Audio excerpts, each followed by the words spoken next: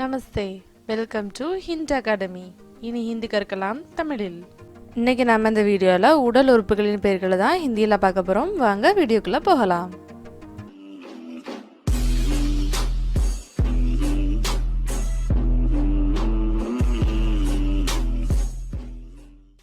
கண் அப்படிங்கிறத ஹிந்தியில் ஆங்க் அப்படின்னு சொல்லுவாங்க. கண், ஆங்க். கழுத்து, அதாவது கழுத்தை ஹிந்தியில் கர்தன் அப்படின்னு சொல்லுவாங்க. கழுத்து, கர்தன். இடுப்பு அப்படிங்கிறத ஹிந்தியில் கமர் அப்படின்னு சொல்லுவாங்க. இடுப்பு, கமர். காது, காதை ஹிந்தியில் கான் அப்படின்னு சொல்லுவாங்க. காது, கான். தொண்டை, அதாவது நம்ம தொண்டை பகுதியை ஹிந்தியில் கலா அப்படின்னு சொல்லுவாங்க. தொண்டை, கலா. கன்னம், கன்னம்ங்கிறத ஹிந்தியில் கால் அப்படின்னு சொல்லுவாங்க. கன்னம், கால். முகம், அதாவது முகத்தை சேஹரா அப்படின்னு சொல்லுவாங்க. முகம், சேஹரா. நுரையீரல், அதை ஹிந்தியில் ஜிகர் அப்படின்னு சொல்லுவாங்க. நுரையீரல், ஜிகர். நாக்கு, அதாவது நாக்கை ஹிந்தியில் ஜீப் அப்படின்னு சொல்லுவாங்க. நாக்கு, ஜீப். கால், அதாவது நம்ம கால் பகுதியை டாங் அப்படின்னு சொல்லுவாங்க.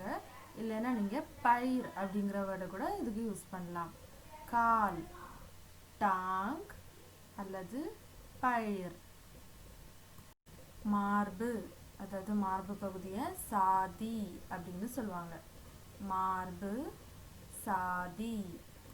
மண்ணீரல், மண்ணீரலை ஹிந்தியில் தில்லி அப்படின்னு சொல்லுவாங்க. மண்ணீரல், தில்லி. பல், அதாவது நம்ம பல்ல ஹிந்தியில் தாந்த் அப்படின்னு சொல்லுவாங்க. பல், தாந்த். மூளை, மூளைய திமாகா அப்படின்னு சொல்லுவாங்க. மூளை, திமாகா. முட்டி, முட்டி பகுதியை முட்டி அப்படின்னு சொல்லுவாங்க. முட்டி, முட்டி.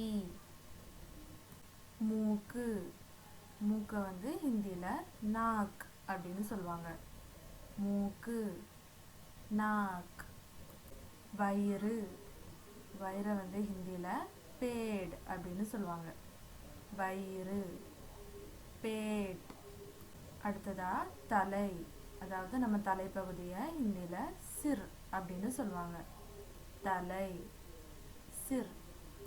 கை, கையை ஹிந்தியில் ஹாத் அப்படின்னு சொல்லுவாங்க. கை, ஹாத். பாதம், அதாவது நம்ம பாதத்தை ஹிந்தியில் பாவ் அப்படின்னு சொல்லுவாங்க. பாதம், பாவ்.